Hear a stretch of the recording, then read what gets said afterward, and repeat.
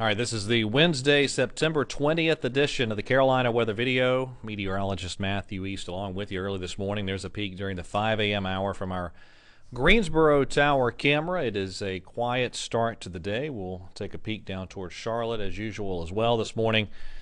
And pretty quiet stuff, too, down in the Queen City with a temperature of 68 degrees. Humidity at 100%. Again, there's some patchy fog in the Piedmont, but nothing terribly significant. There are temperatures early this morning, again during the 5 o'clock hour.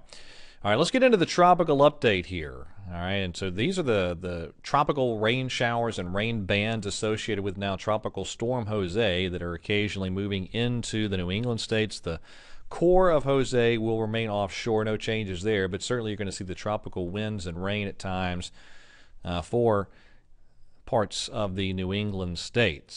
So you have tropical storm warnings up. There you go, for parts of eastern Massachusetts, and that's where you have the most significant winds occurring. Now there's your 5 a.m. Eastern Time advisory on Jose, centered about just under 200 miles south of Nantucket, and this will meander around off the coast. And still think beach erosion the biggest problem, with just continual increased surf and breeziness there in the northeastern part of the country. Jose plays a big part in Maria's eventual track too. More on that in just a second. So let's talk about Maria. Boy, what a significant hurricane this is. Now, you look at where this has gone over the last 24 hours, moved across Dominica, then across the northeastern Caribbean, very close to St. Croix, and now moving into Puerto Rico this morning. Now, let me show you the radar. And this is, again, the radar from the 4 and 5 o'clock hours Eastern Time this morning.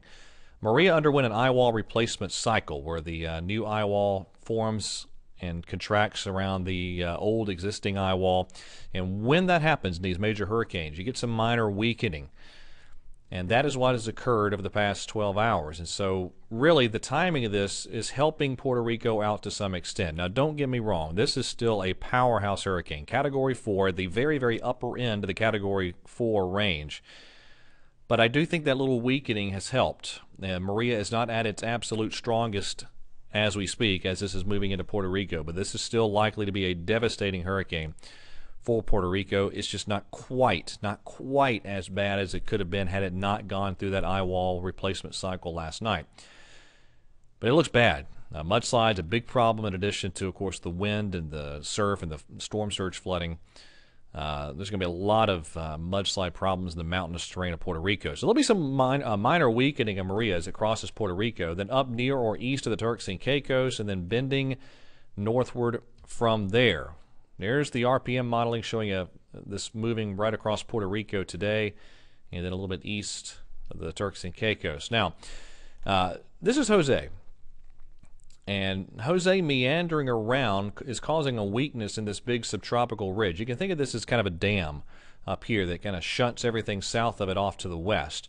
Well, with that weakness in the ridge, it allows Maria to get drawn northward. Now, it's still too close for comfort. I am not ready to say this will not impact the east coast of the United States. I just can't say that yet. But with Jose providing that weakness, it at least allows the opportunity for Maria to get drawn northward prior to threatening the U.S., but that is not a certainty yet. But a lot of the models continue to indicate that scenario, just offshore. But not ready to write a U.S. landfall on Maria off just yet. We need to watch it very closely. Around the Carolinas today, a few isolated showers or thunderstorms as a weak disturbance moves through. Otherwise, just a warm day. Tomorrow, the warm air continues. A few isolated showers or storms again. There's our Thursday highs.